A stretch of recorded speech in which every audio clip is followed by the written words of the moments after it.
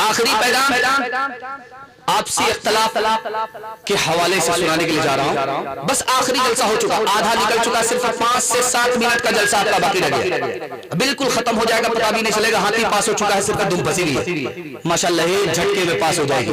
यहां से लेकर के वहां तक हाथ उठाइए, इंशाल्लाह मिल करके रहेंगे, मोहब्बत से रहेंगे इंशाल्लाह। ध्यान से सुनिएगा। एक जवान इधर खड़ा, एक जवान इधर खड़ा, तो ये जवान उससे कहता है ऐसा तमाचा मारूंगा सीधा मदीना पहुंच जाऊं।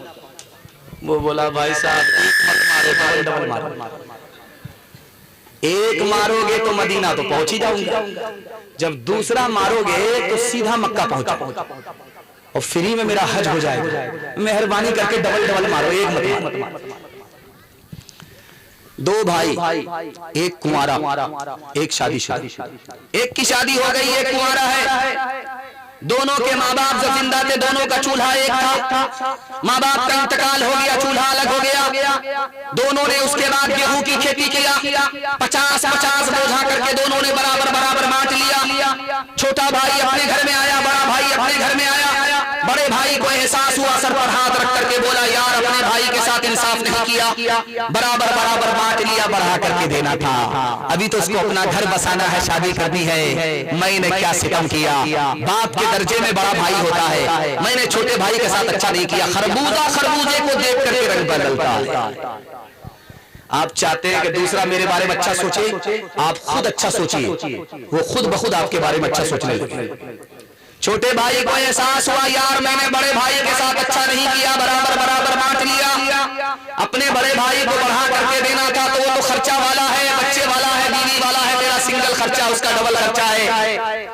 अब बड़े भाई को एहसास हुआ करें तो क्या करें, तो सोचा जब अंधेरा होगा, रात होगी, तो चुपके से जाऊंगा, अपने हिस्से का बोझा उठाऊंगा और चुपके से अपने भाई के हिस्से में डाल करके आ जाऊंगा, उसका हिस्सा बढ़ जाएगा, उसको पता भी नहीं चलेगा।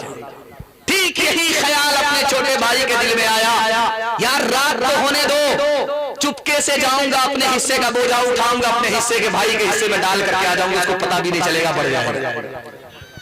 जब ये आया, अपने हिस्से का बोझा उठाया, भाई के हिस्से में डाला, तो वो बोझा पलट करके इधर आ रहा।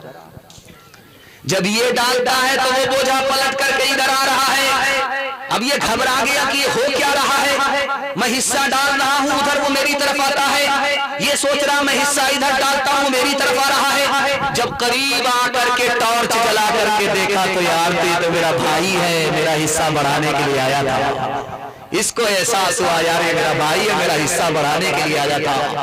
तो दोनों ने फैसला किया यार जब दिल एक है, दिल एक है, तो आज के बाद चूल्हा अलग नहीं होगा। एक मिसाल पर पैगाम खत्म कर रहा हूं। एक किताब है मदरसे में पढ़ाई जाती है, उसका नाम है कलीला दिल्ला, संस्कृत में है, मदरसे में पढ़ाई। उसमें लिखा है 3 जानवर, शेर था, चीता था और गीदड़, तीनों मित्र थे, एक साथ शिकार करते थे, मार करके लाते थे, बांट करके खाते थे।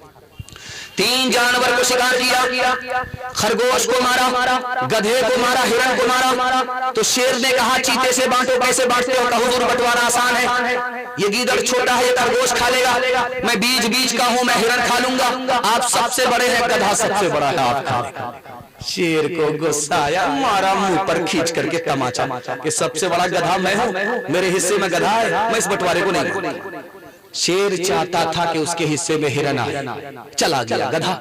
तो उसने गीदड़ से बोला तुम बांटो, कैसे बांटते हो? हुजूर बंटवारा आसान है, ये जो खरगोश है ये आपके नाश्ते में खाने का, ये जो हिरन है ये दोपहर में खाने का, और ये जो गधा है उल्लू का पट्टा ये रात में और सेहरी में खाने का।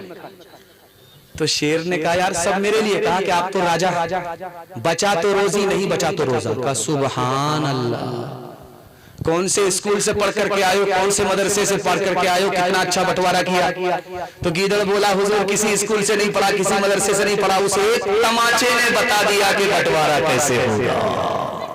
हाथ उठाइए, वादा कीजिए, मोहब्बत से जिएंगे, मोहब्बत से मरेंगे इंशाअल्लाह।